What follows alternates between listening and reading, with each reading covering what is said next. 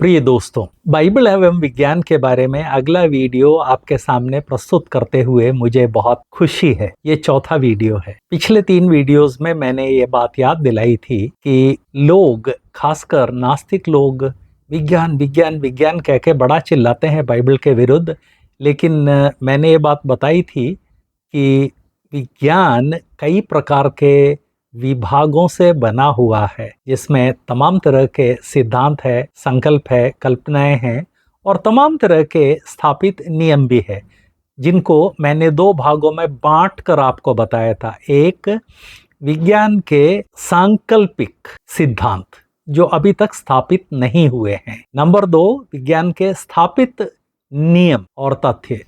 मैंने ये बात बताई थी कि जो चीज अपने आप में स्थापित नहीं है उसका उपयोग किसी भी तरह के आर्ग्यूमेंट में नहीं किया जा सकता, क्योंकि वो स्थापित सत्य है ही नहीं। मैंने ये बात भी आपको बताई थी कि विज्ञान के जो स्थापित तथ्य हैं वे कभी भी बाइबल के विरुद्ध नहीं गए हैं और बाइबल का कोई भी प्रस्ताव विज्ञान के स्थापित तथ्यों के विरुद्ध नहीं गया है। आज मैं विज्ञान का जो लेटेस्ट जो खोज है उसमें से एक खोज आपके सामने रखना चाहता हूँ। ये खोज छपा है साइंस टेक डेली में, जिसमें लेख है कि मनुष्य जो कार्य करता है, फिजिक्स वर्कवर्स में फिजिकली ऑल्टर योर ब्रेन। इस लेख का सारांश ये है कि मनुष्य जब सीमा के अतीत, सीमा से अधिक कार्य करता है या अपने दिमाग को भार देता है, तो क्रमशः वो मनुष्य के दिमाग को इस तरह से बदल देता है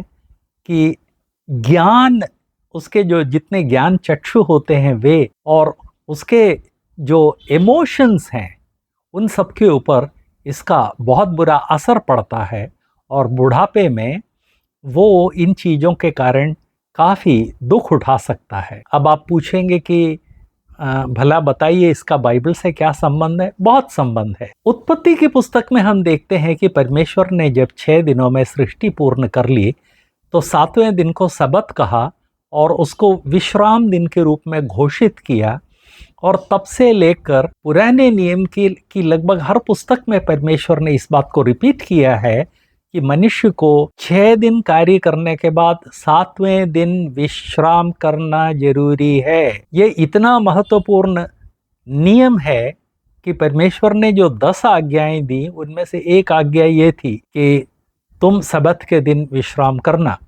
पुराने नियम में कई बार जब लोगों ने सबत के दिन विश्राम के नियम को तोड़ा तब उनको उचित सजा दी गई थी। भविष्यवाणियों की पुस्तक में प्रभु का वचन बार बार उन लोगों के और उन राष्ट्रों के विरुद्ध बोलता है, मेरा मतलब यहूदी राष्ट्र के विरुद्ध बोलता है जिन्होंने सबत के नियम का उल्लंघन किया है। 6 दिन कार्य करना और उसके बाद एक दिन अपने शरीर को और अपने मस्तिष्क को विश्राम देना मनुष्य के लिए बहुत जरूरी है। तमाम तरह के अनुसंधानों से ये बात स्पष्ट हो गई है कि कार्य के साथ आवश्यक विश्राम करना भी जरूरी है।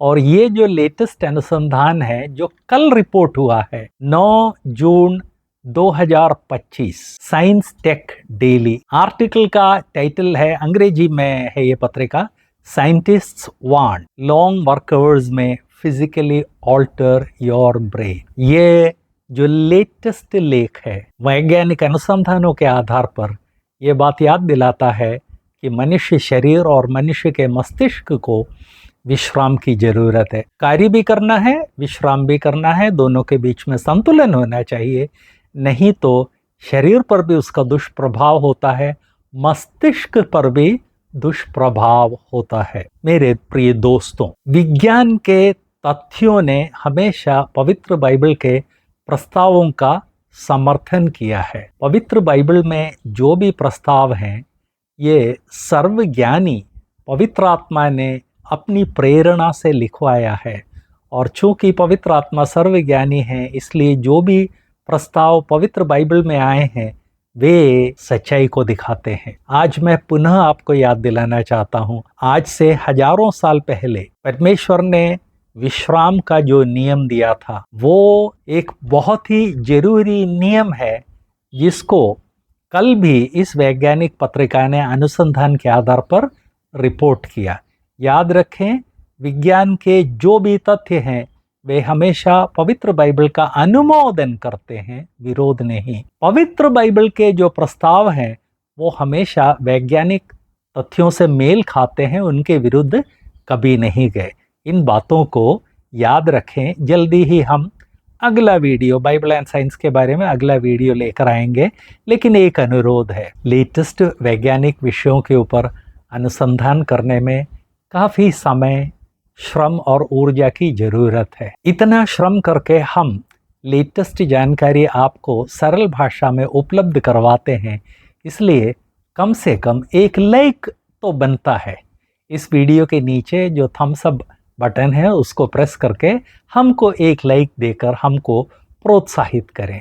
दूसरी बात, नास्तिक लोग पवित्र बाइबल के विरुद्ध पता नहीं क्या क्या कचरा जम के फैला रहे हैं, तो स्वस्थ जो मटेरियल है वो फैलाना मेरी और आपकी जिम्मेदारी है।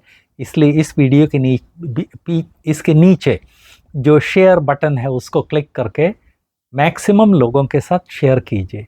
और हाँ, यदि आपने इस चैनल को सब्सक्राइब नहीं किया है तो सब्सक्राइब बटन को भी प्रेस करें। उसके बगल में एक घंटी का आइकन कई बार दिखता है, उसको भी प्रेस करें, तभी सब्सक्रिप्शन पूरा होता है। इन बातों को करके हमको प्रोत्साहित करें। हम आपके लिए नियमित रूप से इस तरह की बहुत ही मूल्यवान जानकारी लाते रहेंगे। प्रभु आपकी मदद करें।